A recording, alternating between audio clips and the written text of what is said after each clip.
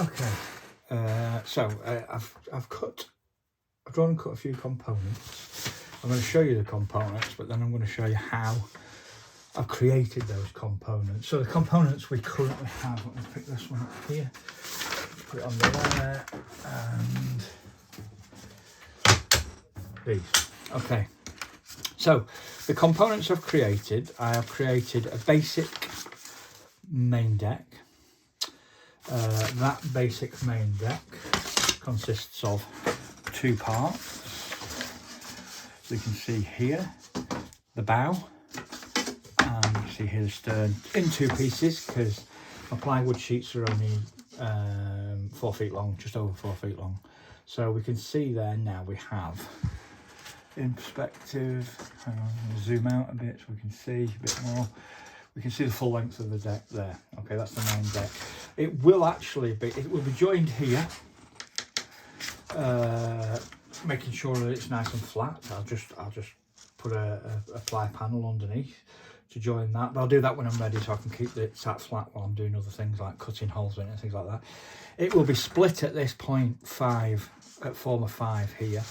I'll cut halfway through and I'll just bend it up so we get that shear line that we discussed before, that perfectly squished straight shear line. What I've drawn on here, so what I've done, let's talk about this. I'll show you on this smaller section of the component.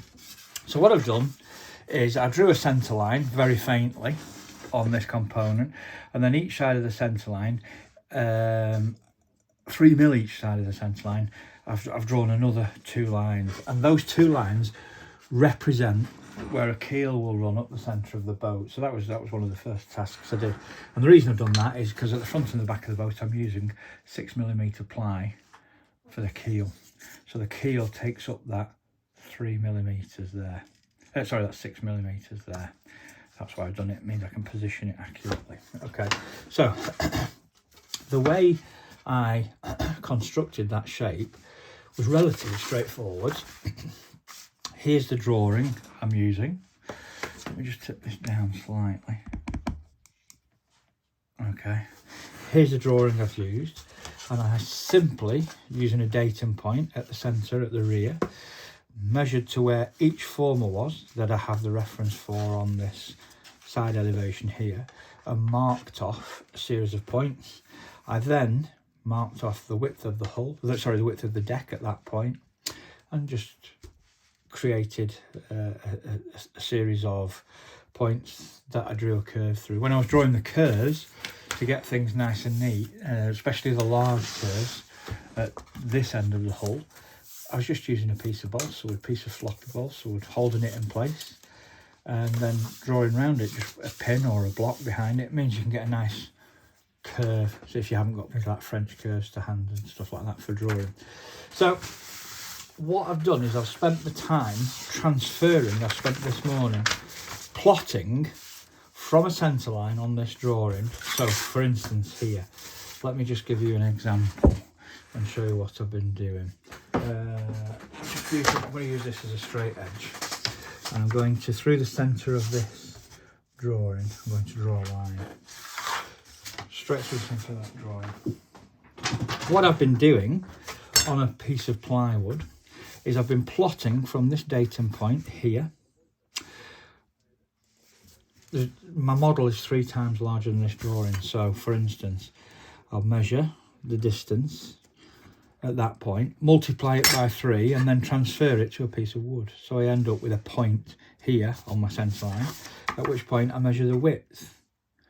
And you can either measure the whole width and multiply it by 3, and then divide by 2 to find the centre of it, or you can measure half of the width.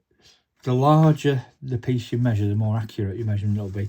It's easier to do the maths on 35mm than it is to try and judge 17.5mm. So 35mm times 3, 105. Now that's 105mm across, but I have to remove 6mm for the thickness of the wood, 3mm each side. So I should end up with a piece that is 99mm. And if I mark my ruler off there we have a piece that at that point is 99mm wide. This will be a bit of a nuisance. I'm going to have to flare this slightly underneath because of the way the hole flares out. So the wood won't fit as a vertical like that around it. It will flare at that point. So there'll be some shaving of that material required there. So after a morning's work, an unusual shape has occurred, and I'll show you what that is in a second. So this unusual shape here, if I add that, again, had to be done in 2 parts, but this time the second part's very small and it just sits at the front here, and that will be bonded in place again with just a doubler on the back face, because the boss, it doesn't matter which side is the bottom, but you don't obviously have the doubler on the inside.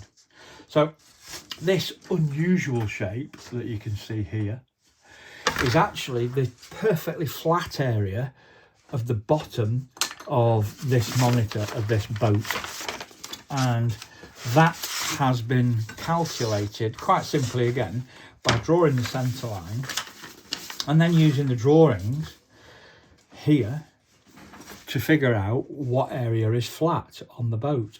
So we know that formers 5, 6, 7 and 8 are flat all the way out to this position here, long way out here, so hence the reason this large flat area in the middle. But we know here we're looking at the stern of the boat.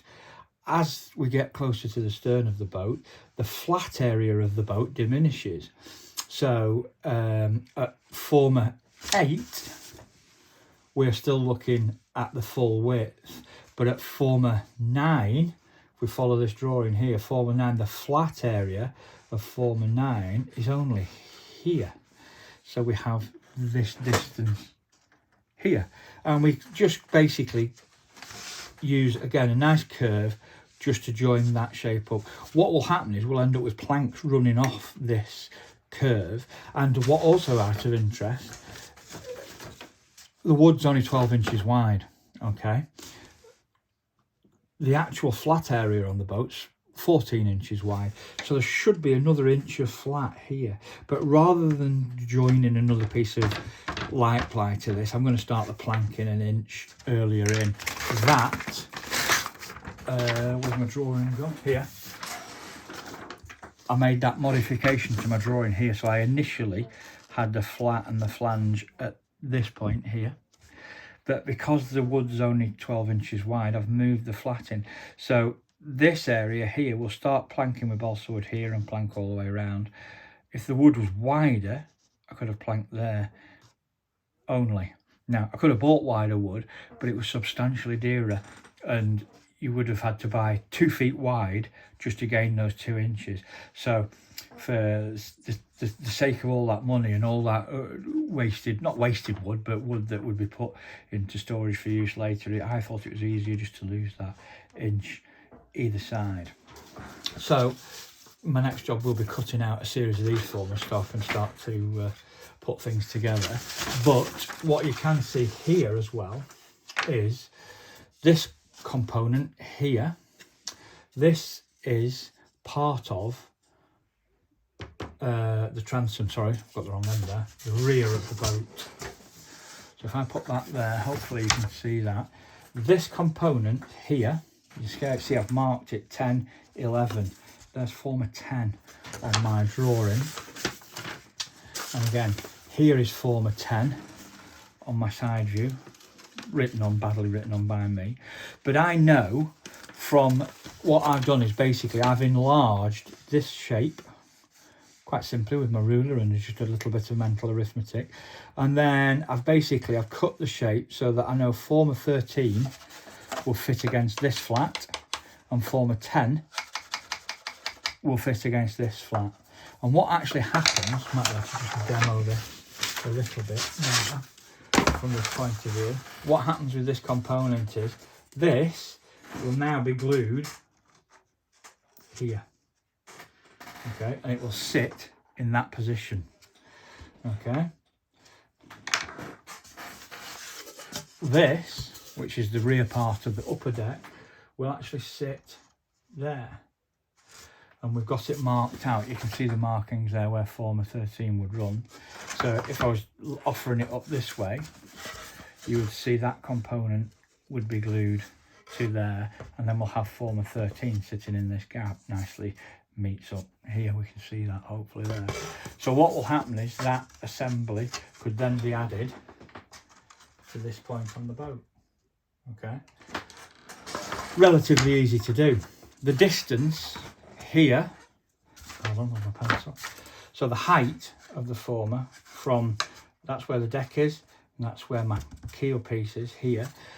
I've done a similar thing here for the front former. So a similar thing for the former that sits right up the front of the boat here. Okay, so that former is going to go there, and then the top deck point, the bow point of the top deck will run to this former here. Okay, one noticeable difference, because of the shear line of the boat, in other words, from the rear the deck climbs forwards. If we put that on a flat plane, and I put that on the same flat plane, you can see the height that the shear climbs on the boat, in this case probably 3/4 inch perhaps, over the 5'2" of the length of the boat. So it's just a gradual climb towards the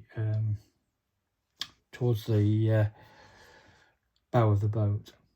Okay, so my next jobs now, I have this series of usable components that I've quite simply transferred dimensions with a pencil and a ruler from this drawing and these drawings onto this wood. Literally this size I've just been measuring and tracing directly onto the wood.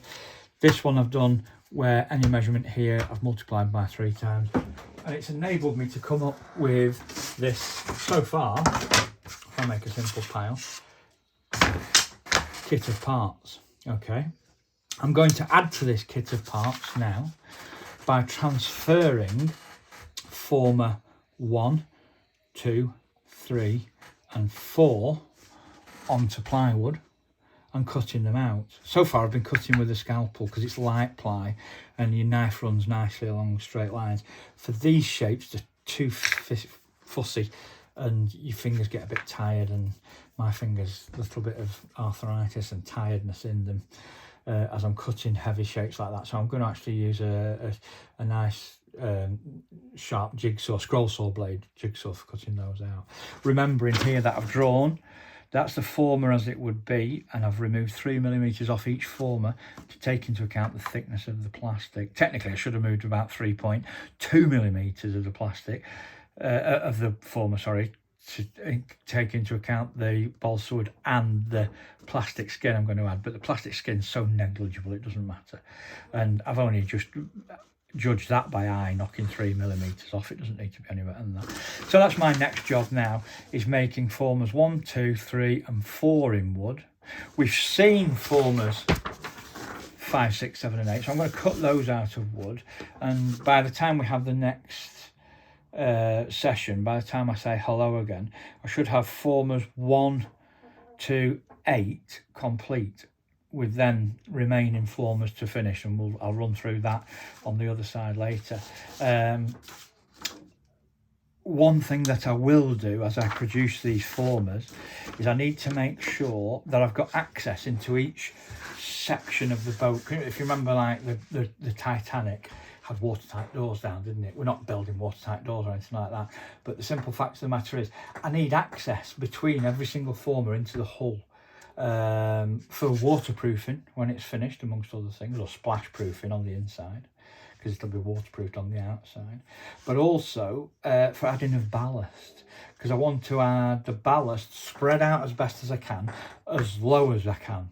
It would be very easy, you could add the right amount of ballast in terms of lead. There's a big lump in the middle, but it would make the boat more unstable than it needs to be, because the lower we can get the ballast and the better spread out we can get the ballast, the more stable the boat's going to come. So what I want is, I want lead flashing spread throughout the bottom of the hull, between, probably not between the actual point of the bow. I don't need to worry about doing it between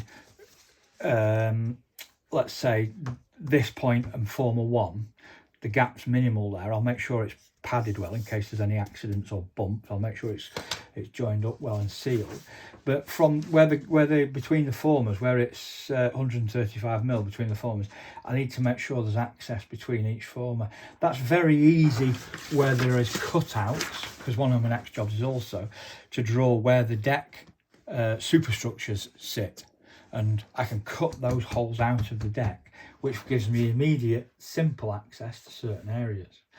Other areas I might have to make holes that I then have to fill so I can put ballast in them. I need to look, I can't remember off the top of my head whether these have got steel decks or wooden decks.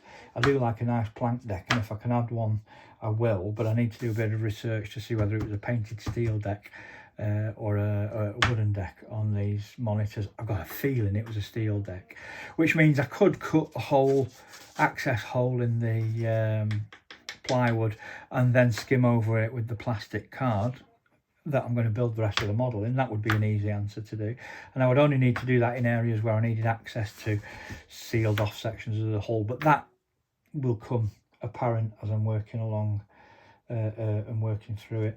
Sometimes the next few days I'll have to get over a couple of prop shafts as well, because adding those sooner rather than later. Just plain prop shafts, a couple of simple RC boat plain rudders, you know, simple rudders, brass rudders, dead easy to fit and cod up to look like a scale feature. Okay, so that's where we are. We're about to start cutting these formers out, and then we're about to start transferring these 4 formers to wood and then cutting those out, so that I'll have probably 65-70% of the formers done for the hull itself. You can see the deck's quite a simple shape. It's completely parallel, more or less from halfway between former 3 and 4 to halfway between former 9 and 10. It's totally parallel, the hull. So it's a nice easy one to do and get square in that sense. And one trick that I've used is just so you're aware, when you cut, I just found one of these spare pieces. If you construct one side, so there's the piece I've cut from that side, yeah, if you construct that side and draw that curve, you don't need to construct this side and go to the trouble of trying to match that curve. You just start with your 2 datum points, one there and one there, cut that one, and then use that as your template for cutting the other one. Okay, and sit that in place, and then you can basically get exactly the same curve on both sides of the hull, but with only 50% of the work. So each one of these, that one at the back there, and the bow here and stern here have been done that in that sense. I've drawn half of it and then just flipped it over to make my life easier. Okay, so I'm going to crack on now with the formers. Okay,